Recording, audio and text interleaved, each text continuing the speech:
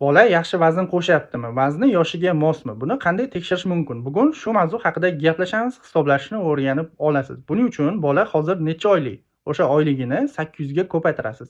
800 bu o'zgarmas son. O'sha chiqqan songa bolani tug'ilgandagi vaznini grammda qo'shasiz.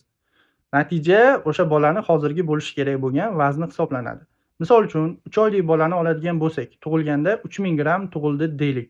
3 oylik bo'lgani uchun o'shani 800 ga ko'paytiramiz, 2400. O'sha 2400 ga tug'ilgandagi vaznini qo'shamiz. Bola 3000 gramm tug'ilgan deb hisobladik biza. O'shaning uchun 2400 ga 3000 ni qo'shamiz, 5400. Bola hozir o'sha 5400 gramm atrofida bo'lishi kerak.